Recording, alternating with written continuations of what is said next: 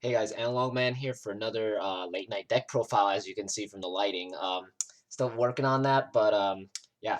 As you can see from the title, we are doing a deck profile on Imperialdramon, especially specifically the one that runs with most of the stuff from the recent starter deck that is about to come out. I managed to get this one early, luckily, so I managed to finally finish up my deck, and this deck is actually really busted. Originally, the version that I was going to use was my previous deck profile, the Armor Jogress deck, basically. That deck still has kind of a few issues, so I'm still kind of figuring it out because it actually, after testing it against this version, it is slightly like one level slower. It's not as slow as you might think, but this deck is much faster because of certain Digimon that give them certain effects, specifically the level 4s of XVmon and Stingmon. They both in conjunction let you basically cycle through your deck much faster than the other deck, which kind of sucks, but you know that's just how it is. This is my own personal build, as I usually do with these decks. Specifically, I wanted to run Magnamon, and instead of the normal Lydramon that most deck profiles do run, I run 4 of Magnamon because he's my favorite armor, and he is a blocker. And this deck really needs blockers sometimes, so I like having the blocker instead of just a suspension because you're basically bottom decking or bouncing their stuff anyway with all the other stuff. But let's actually get into the deck profile so you can see what I mean. So first off, we're running 4 Demi-Vmons because a lot of the Digimon in this deck do have jamming thanks to one of the level 4s, specifically X-Vmon, and also the normal Vmon from BT2. So having this is really nice because you're just guaranteed a draw and you don't have to depend on your opponent basically having a guy with no sources. So really solid. I would run a 5th egg, but I'm still kind of debating if it should be Upamon or maybe another Demi-Vmon. So I don't know, but for now we're just keeping these 4. Let's get into the rookies. We run exactly 14 in both builds right now. They're kind of the same, except they're slightly reversed. Specifically with the searchers. With the Vmon from BT8, he is good in armor, but not good in Imperial because Imperial runs less dual color cards than the other ones. So you want to max out on the starter deck searcher. But you'll see when I show them. So first off, of course, we're running 4 Jamming Vmon. Jamming Vmon's really solid. He still is one of the best Vmons in the game. Has jamming, you can swing in and survive.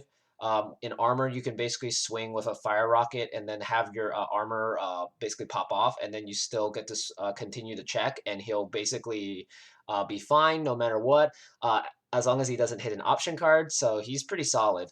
Um, then we run 4 of the EX1 Vmon. I finally managed to get 4 copies, so I'm planning to run 4 in each version of my deck. So really cool guy because when you unsuspend with him, you basically get to gain a memory. So with Pyodramon, you basically get to gain a memory at least once, which is really nice. And then with Magnamon, as I mentioned, that I like running, you can basically reduce his cost down to 2 no matter what if he's already out on the field. So really solid. Then, of course, we're running the 4 Vmon starter decks from Starter Deck 9. This guy's really cool because he searches the top 3 and he can add any 3-type Digimon. So basically, your entire deck. Almost everything in Imperial and Armor Rush can do this. Or they're all 3 types, so no matter what, this guy will hit it. So really solid. And then for the last 2, we're running 2 Vmons. I reduced this down to 2 because there were multiple times where I actually just did not hit anything, and I whiffed into like XVmon and Stingmon, and I just could not add it because of this card. So having this one instead at max and this one as the lower one is actually much better. But yeah, just a solid line of Vmons, various different versions. Yeah, let's get into level 4s. For level 4s, first of all, we run 4 of the XVmon for from EX1 because this guy has jamming by default and he gives jamming to anything that has free, which is basically your entire deck. So you're guaranteed to have jamming and survive almost any hit as long as it's not an option card, as I keep mentioning, because that's the one crux of this deck. Then we run 4 Stingmon. Stingmon is really awesome because he can also reduce his cost just like Ankylomon. Plus the fact is when attacking, you can draw a card, and this effect is not once per turn. So if you combo this with Pyodramon, you basically are guaranteed to get 2 draws no matter what. Then of course we're running the 4 Magnamons as your main blocker of the deck, and the fact is that he can armor purge, and he gains 2,000 for each armor. So if you have like maybe if you swing with this and it dies and you evolve and you unsuspend, then this is going to be a 9,000 blocker, so really solid. Then for the last level 4, we run 1 Lobomon. I might switch this out for a Kumamon because Kuma can remove a source, while this one is just kind of swing for game. So I might end up just putting that, or maybe, yeah, basically either Kuma. We're running 13 level 4s exactly. I originally was running this at a much lower number, and I did not see these on certain occasions. So having this at 13 actually does help it a lot. And plus, Stingmon reducing his cost is really solid. So great to have him at 4. Same with XVmon because he does give you jamming. Let's get into level 5s. We're running, of course, the 4 new Pyildramons. Pyildramon's really busted on DNA Digivolution. He basically bottom decks anything that is 6,000 or less, and if you manage to do it with the XVmon and Stingmon, it's guaranteed, basically. On normal evolution, it does not work, so you have to be very wary of that if you're evolving. It is a 4 cost level 5, so just be careful with that. And then also when attacking once per turn, he can untap, so you basically evolve for 0 cost, and you go swing with jamming and draw 2, and then you untap and you swing again, and then you digivolve into the level 6 to basically spam out the board and continue that each turn. So really solid card. Then for the last level 5s, we run 2 Shakulamons. Since we're running Magnamon, having this is actually pretty cool because this guy on DNA Digivolution, he does bounce something that's equal to less than the stack. So if they haven't hit your security at all and you're still at 5, you heal to 6 and you bounce their level 5, which is really nice. But we're only running 6 level 6s, which you really don't need much of. The main thing is you need to just draw Paildramon and you're basically good. It's kind of like it's basically the savior huck of the deck because it just lets you go off so hard. But yeah, let's get into the level 6s. We're only running 4. We're running 2 of the dragon modes from the starter deck because on Digivolution you get to play a blue and a green level 4 from underneath him. And yeah, without paying their memory cost, so really solid. He is a 4 cost though, so it kind of sucks sometimes, but you can reduce that with hidden potential or possibly win rate depending on what your build is. Then running 2 fighter modes so that you can evolve on top of this for 2 costs. Plus on Digivolving, he gets to bounce a 10,000 or less. And then when attacking once per turn, he can both untap himself, and if he has a green underneath, he can suspend something. So you basically go punch, untap, punch, and then there you go. And you have a 13,000 guy still sitting on the field, so it's kind of hard to get rid of him unless they have like a straight up removal card.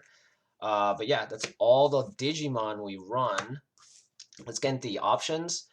We run a certain amount of options, but our main focus is technically just kind of like boosting these guys essentially. So here we have 4 Hammer Sparks. This being a blue deck, this is really solid, and I've actually lost matches because I hit into this, and it's just really rough. Then you run 2 of the new option card Megadeth, which is like 5,000 times more better than its other counterpart Gigadeth because Gigadeth costs 9. It does kind of semi wipe the board, but like this is just way more solid and cheaper. So having this at 2 is really nice. Then the 1 Ice Wall because it's Ice Wall, really busted card. And then 1 Hidden Potential because this deck does run a lot of green and everything is dual color, so this will always be live no matter what. So really solid, and it makes Dragon Mode really cheap, and you can basically swing for a game for another Paildramon if you have it in hand. That's all the options we run. We only run 8 options, so we're kind of running this much leaner. But the main focus of the deck is to just kind of Jogress and swing, basically hitting for multiple checks per turn. And in this deck, I also did change the ratio of tamers. Instead of 3 Davis and Ken, we have 3 Davises and 2 Davis and Kens instead, because this searches. This is also your other searcher, and this can grab both a blue and a green, which is basically a majority of your deck, so you're guaranteed to get 2 off of this. While this one isn't as live as you might think, it's only viable for these guys and the level 5s, so having this actually helps way more than this, as I learned, because with Armor Rush, this is more crucial, while in Imperial, this is way more crucial. So it's just kind of like they basically have opposite play styles in a way, but at the same time, Armor Rush does has a have a little bit more early game aggression compared to this deck. This deck has early game aggression, but only if you have the XV mons. So if you don't draw XV mon, it's kind of rough. So it's just kind of weird.